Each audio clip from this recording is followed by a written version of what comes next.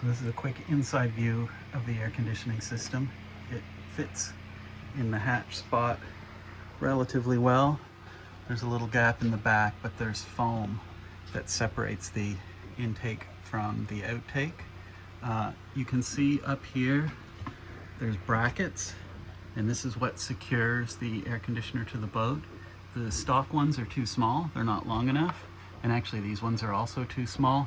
I want brackets that go from here all the way to the lip, all the way over here. But in my rush to get it installed for a long trip, I just connected it to the little outer ring of the hatch, which is fine for now, but for a more permanent setup, we'd do an X. Do brackets this way, brackets this way. There's 8mm threaded rod that goes from this panel all the way up to the air conditioner, and then it's bolted on in two different spots. One set of bolts connects to the bracket to hold the air conditioner to the bracket and mounting point, and then the next bolts hold this panel onto that. The stock bolts aren't long enough for a boat, so you have to buy longer 8mm threaded rod and then cut it to length. The stock ones won't reach far enough down to hold the cover panel.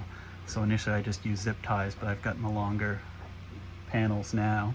The wiring right now goes outside and comes in through here and through the little hatch to a 50-amp breaker, and then it goes down into the wiring conduit back to the batteries. I'm obviously gonna do a better job routing all that a little bit later, but for the testing purposes, that's just fine. My plan is the electrical can be moved from the outside to the inside, and to put a little hole through here and then fish it down, probably over the winter once the boat's hauled out. We can turn it on here. First, let me switch to overview so we can see the amperage draws. So we'll put the fan on full. It's on economy. It can also do maximum air cool. It apparently has a cutoff too, not to completely drain your batteries. Although I haven't tested that. I have plan on installing a Victron battery tender that will probably do a much better job of making sure it doesn't hurt the batteries if the generator runs out. It doesn't need a soft start because it's 12 volt. These types of air conditioners are capable of running the compressor at various speeds. So when it's in economy, it doesn't run the compressor at 100%. And as the boat cools down, like a traditional air conditioner, will turn the compressor on and off. This one can just reduce the wattage and the output of the compressor itself. It's not 100% or off. It can do varying degrees, which is pretty neat. So no soft start required. We'll see the draw right now is 27 amps. If you put it in max cool, it will draw 50. So let's put it in max cool.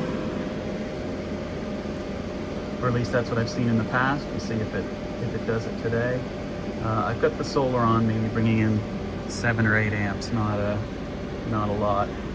So we'll see the draw in amps is up to 44, and the solar is probably cutting the last little bit off. And the air gets nice and cool, nice and quick. But the unit has to be run off, at least on our boat, a generator. I have 240 amp hours of lead acid battery, which is really 120 amp hours of usable. And at 50 amps, it doesn't take long to drain that battery, although it does step down as the boat cools down.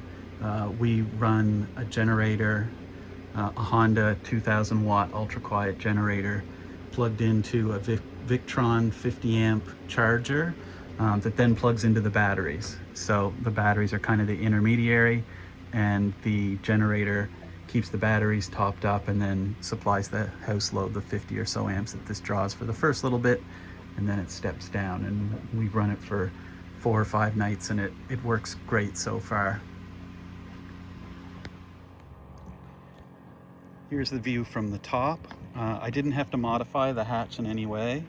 I just disconnected the latch to this hatch window and then flipped the hatch all the way back.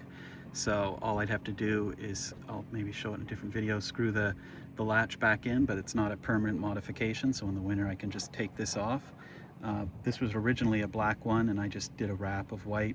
It's a long story why we got a black one, but you can buy them in black and white. You can see the water drainage holes on the side. They give you the tube for that. This whole piece comes off, and then disconnecting it should be straightforward. You can see the fan and all the intakes on the side, and they give you foam to put all around this, so everything is nice and well sealed. And the last thing I'll show is that the visibility is not too bad. So it sticks up a little past the eyebrow. I've got to redo my isinglass, but you can see over it quite well. It doesn't go any higher than the hatches or the bow pulpits.